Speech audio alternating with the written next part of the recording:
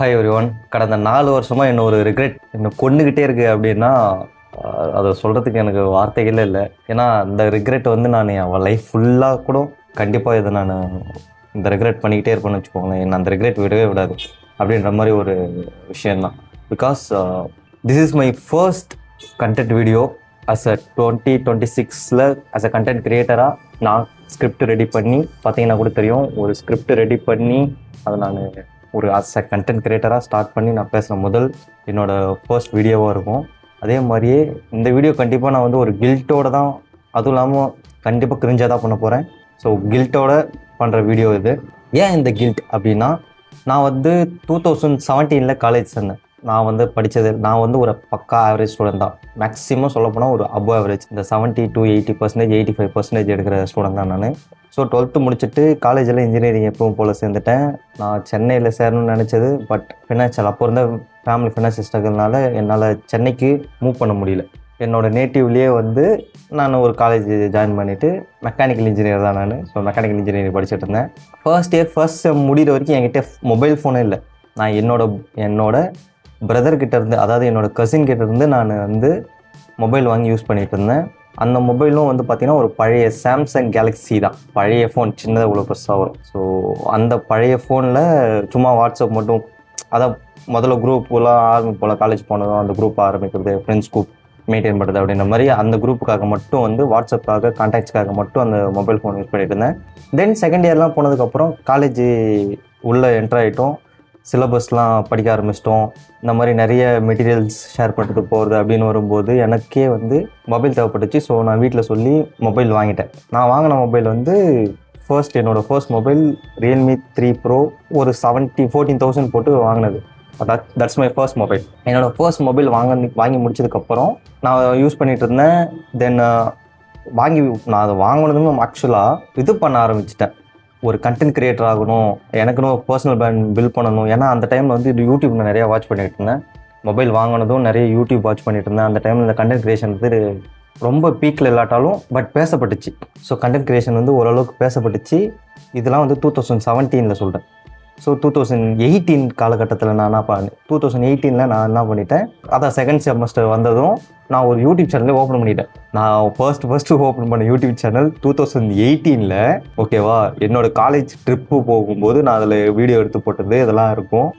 இப்போ கூட அதோட லிங்க்கு கூட கீழே போடுறேன். ஸோ ட்ரை பண்ணி பாருங்கள். அப்போவே 2018 நான் முடிவு பண்ணி சரி கண்டென்ட் கிரியேட் பண்ணலாம் அப்படின்னு சொல்லிட்டு ஆரம்பித்தது தான். காலேஜில் வந்து போன வரைக்கும் ஓகே, நல்லா போய்ட்டு இருந்துச்சு. காலேஜில் நாங்கள் போனது எல்லாத்தையும் வீடியோ எடுத்து போட்டுருந்தேன். ஐவி போனதெல்லாம் வீடியோ எடுத்து போட்டுருந்தேன். பட் அதுக்கப்புறம் எனக்கு என்ன பண்ணுறதுனே தெரியல. அந்த இப்போ இருக்க தெளிவு எனக்கு அப்போ இல்லைன்னு வச்சுக்கோங்களேன்.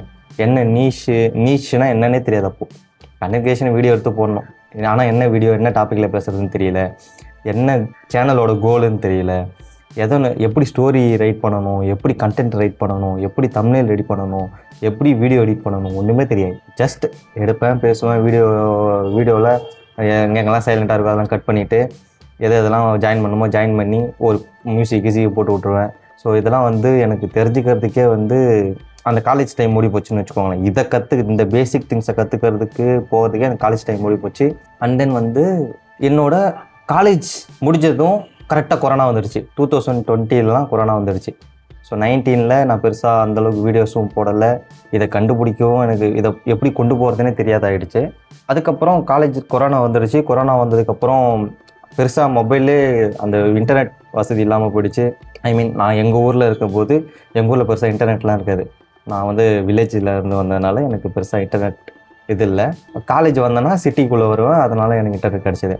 வில்லேஜ் போனதுக்கப்புறம் பெருசாக இந்த இன்டர்நெட்டும் இல்லைன்னு போயிடுச்சு. அதில் அப்படியே சும்மா பசங்க கூட கேம் ஆடுறது போகிறது அதை மட்டும் பண்ணிகிட்டு இருந்தேன். அப்போது வந்து இந்த கண்டென்ட் கிரியேஷனை பற்றி ஐடியாவே எனக்கு சுத்தமாக போயிடுச்சு, மறந்துட்டேன்னு வச்சுக்கோங்களேன். ஆனால் நான் வீடியோ முதல்ல சொன்ன பார்த்தீங்களா, நான் எடுத்ததுலேயே நான் பண்ணதுலேயே மிகப்பெரிய தப்பு, நான் ரிக்ரெட் பண்ணுற ஒரே மிஸ்டேக் எதுன்னா அந்த கண்டென்ட் கிரியேஷனை விட்டது தான்.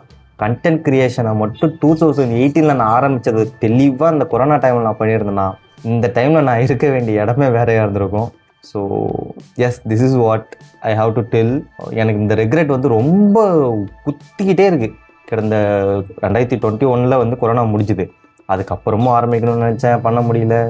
22, 23, 24, 25 முடிஞ்சு 26 வந்துடுச்சு. ஸோ 26லேயும் நான் இந்த 3 மாதம் எடுத்துக்கிட்டேன். என்ன பண்ணணும், என்ன நம்ம பண்ண போகிறோம், எனக்கு என்ன வரும், எனக்கு இதெல்லாம் தெரிஞ்சுக்கிறதுக்கே எனக்கு 3 மாதம் ஆகிடுச்சு. இப்போ நான் வீடியோ எடுக்கிறது வந்து பார்த்தீங்கன்னா April 16th. I know what I am going to do. இது வரைக்கும் நான் பண்ணது எல்லா ரிக்ரெட்டையும் வந்து இந்த வீடியோவோட மொத்தமாக போட்டு எரிச்சிட்டு like I am gonna start my career as a content creator, like a part time content creator. So let's see what happens. இதுதான் நான் சொல்லணும்னு நினச்சது. ரொம்ப இயர்லியாக ஸ்டார்ட் பண்ணிவிட்டு கற்றுக்கிறது தான் அந்த ப்ராசஸ்ஸே, ஓகேங்களா? அந்த ப்ராசஸில் நம்ம கற்றுக்கிறது தான் ஆக்சுவல் சக்ஸஸ். நம்ம சக்ஸஸை எதிர்பார்த்துட்டு இந்த ப்ராசஸில் வரையக்கூடாது. அந்த ப்ராசஸ் தான் நம்மளோட சக்ஸஸ். நான் இது வரைக்கும் புரிஞ்சுக்கிட்டது தான்.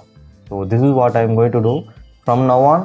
நான் இந்த வீடியோஸ் போகிறதுன்றது கண்டிப்பாக எழுத போகிறதில்ல. ஏன்னா நிறைய கண்டென்ட்லாம் ரெடி பண்ணி வச்சுருக்கேன். இந்த 3 மாதமாக என்ன பண்ண போகிறேன், இது பண்ண போகிறேன்னு தெரிஞ்சுக்கிட்டது எல்லாமே வந்து பண்ண போகிறோம்.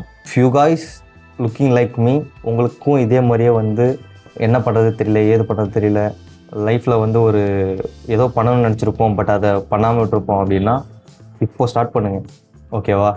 ஏன்னா இப்போ தான் ரீசெண்டாக தமிழ் நியூ இயர்லாம் கூட போச்சு. நான் ஆக்சுவலி இதை பிளான் பண்ணதே அப்படி தான். தமிழ் நியூ இயரே வந்துடுச்சு, ஏன்டா இங்கிலீஷ் நியூ இயர் விட்டுட்டு தமிழ் நியூ இயர்லேயே ஸ்டார்ட் பண்ணுறா அப்படின்னு சொல்லிட்டு தான் ஸ்டார்ட் பண்ணியிருக்கேன். If you guys do you want to do what you want and never fear about anything and being cringe, okay?